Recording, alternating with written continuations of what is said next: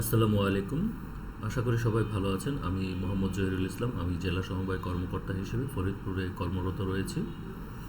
আজকে আমি আপনাদের সাথে আলোচনা করব কিভাবে ডি-নথি থেকে একজন কর্মকর্তাকে রিলিজ দিতে হয়। অর্থাৎ আপনার দপ্তরের যে সকল কর্মকর্তা কর্মচারী কর্মরত রয়েছেন তাদের মধ্য থেকে একজন যদি বদলি হয়ে অন্য কার্যালয়ে চলে যায়, তাহলে তাকে কিন্তু ডি-নথি থেকে রিলিজ না দেওয়া পর্যন্ত অন্য কার্যালয়ে গিয়ে সে কিন্তু সেখানে জয়েন করতে পারে না, মানে ডি-নথিতে জয়েন করতে পারে না। সেজন্য ডি-নথি থেকে পূর্বের কার্যালয় থেকে রিলিজ দিতে হয়। তো রিলিজ দেওয়ার জন্য আমাদেরকে কী করতে হবে? আমাদেরকে ডি-নথিতে প্রবেশ করতে হবে এবং যে কর্মকর্তার কাছে অ্যাডমিন প্যানেলের প্রবেশ অধিকার রয়েছে সেই কর্মকর্তার আইডি দিয়ে সেখানে প্রবেশ করতে হবে। তো আমার এখানে আমার কার্যালয়ে আমার কাছে এই অ্যাডমিন প্যানেলটা রয়েছে, সুতরাং আমি আমার ডি-নথিতে প্রবেশ করব এবং আপনাদেরকে দেখাবো কিভাবে এই কাজটি করতে হয়। এর জন্য আমরা ব্রাউজারে গিয়ে ডি-নথি লিখে সার্চ দিব। ডি-নথি লিখে সার্চ দিলে আমাদের কাছে ডি-নথির যে ওয়েবসাইটটি আছে সেটা চলে আসবে। আমরা এখানে প্রবেশ করব।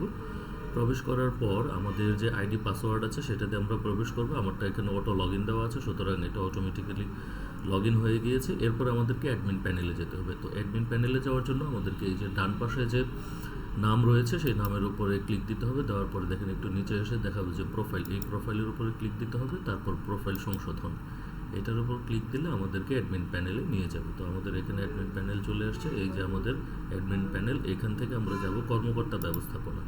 তারপর আবার কর্মকর্তা ব্যবস্থাপনাতে আমরা ক্লিক দেব।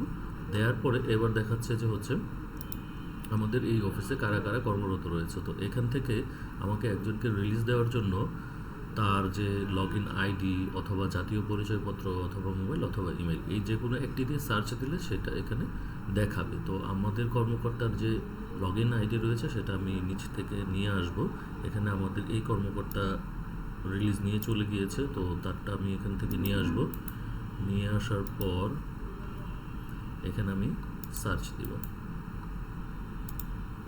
এখানে সার্চ দিলে তার যে কর্মকর্তাটা আছে, অর্থাৎ আমাদের যে কর্মকর্তাকে আমরা রিলিজ দেবো সে তার নামটা চলে আসবে। আসার পরে আমাদেরকে এখানে শেষ কর্মদিবস কবে ছিল সেটা এখানে দিতে হবে। তো আমাদের এই কর্মকর্তা গত বৃহস্পতিবারে রিলিজ নিয়ে চলে গেছে। আমরা একটু দেখি গত বৃহস্পতিবার কয় তারিখ ছিল। আজকে হচ্ছে 26 তারিখ, তাহলে আমাদের গত বৃহস্পতিবার হচ্ছে 23 তারিখ। তাহলে আমরা তাকে 23 তারিখে রিলিজ দেবো। তাহলে এখানে ক্লিক দিলে আমাদের এটা চলে আসবে। আমরা এখানে 23 তারিখ ক্লিক দেবো, অর্থাৎ শেষ কর্মদিবসটা আমরা সিলেক্ট করব। করার পর এখানে ডিলিট যে বাটনটা আছে সেটাতে আমি যদি ক্লিক দিই তাহলে বলবে যে আপনি কি এই পদবি থেকে অব্যাহতি দিতে চান। তাহলে আমি এখানে হ্যাঁ দেব। তো হ্যাঁ দিলে এই কর্মকর্তাটি এখান থেকে রিলিজ হয়ে যাবে। তো এই ছিল মোটামুটি আমাদের আজকের আলোচনা। আপনারা ঠিক এভাবে করেই আপনাদের যে কার্যালয় রয়েছে সেখান থেকে কিন্তু আপনাদের কর্মকর্তা বা কর্মচারীকে রিলিজ দিতে পারবেন। তো এই বিষয়ে যদি কোনো প্রশ্ন থাকে অবশ্যই আমাকে কমেন্ট সেকশনে কমেন্ট করবেন। ধন্যবাদ সবাইকে। আসসালামু আলাইকুম।